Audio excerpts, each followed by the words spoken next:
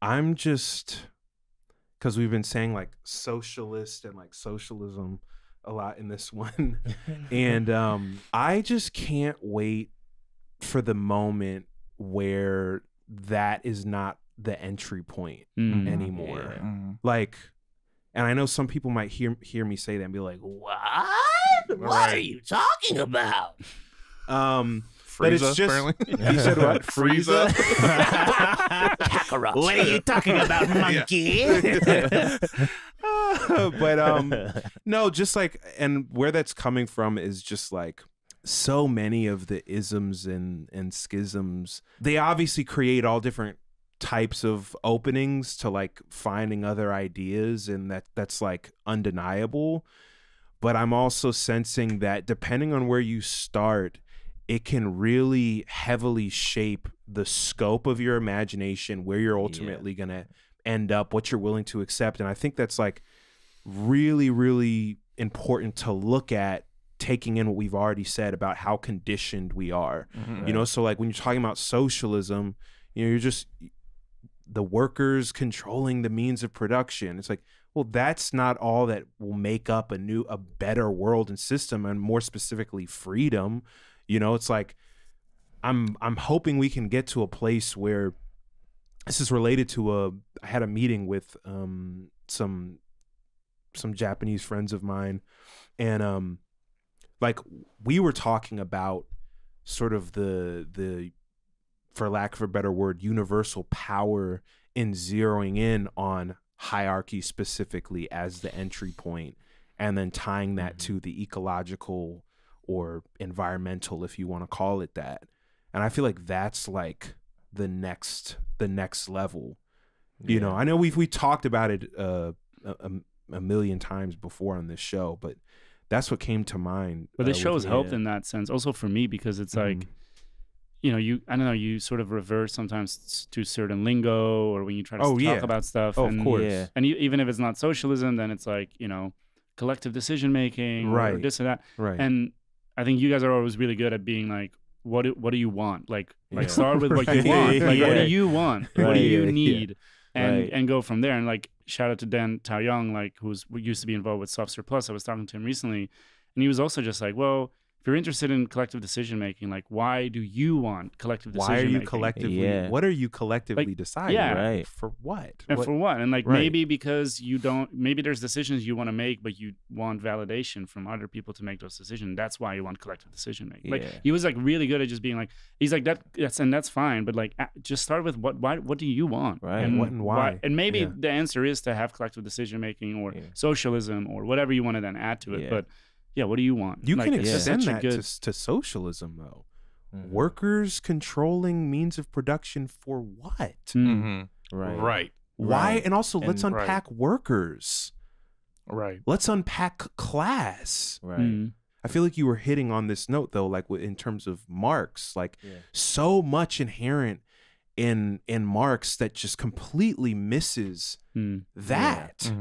You know, I mean, that's a part of why these tendencies, like the authoritarian tendencies, are marked by, to be honest, 9 times out of 10, it's a misreading or misrepresentation of his own writings and thoughts. But in other ways, no, it's an outgrowth of some of the things he missed or was conveniently avoiding in his writings. You know, it's like, I mean, when you talk about workers, it's like it's the industrial proletariat as opposed to every other person who can be said to be doing work. It entirely excludes let's say farm workers, for an example. It excludes domestic workers who happen to be women for the most part, entirely disabled people. As long as you can mystify a form of labor and say it's not what it is, then they don't get revolution. They don't get to own anything. They don't get it just entirely boxes out, like, realistically, what, 60 to 70% of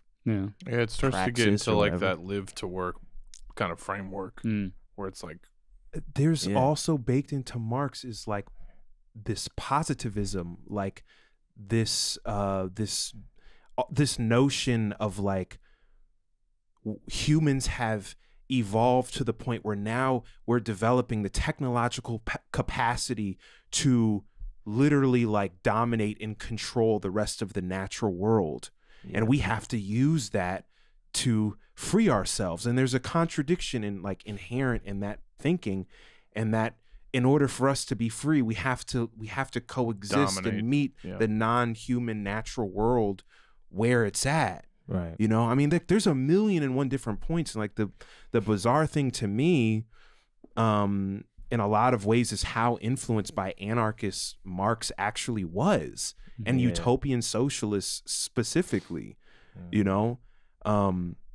But anyways, and you know, if you're using socialism as an entry point, most of the time the narrative you're going to get is, well, there's utopian socialism and there's scientific socialism, and the utopian socialism, that's kiddie play shit. Don't look at it. It failed. Don't look at scientific socialism. Look, we got nation state neo-colonial representation, legitimized power with Red Banner, and that really, they were free over there. They're free over there now. Look at us. We're pouring liquids back and forth from beaker to beaker. It's scientific socialism. Right. That's what I really thought science was. There's more water in the small glass than in the large glass. Here's the thing with the scientific piece, you know, like if you read Marx and Engels on scientific socialism, it's not bad stuff, you know, like it's talking about, it incorporates the utopian in it. It's just saying using a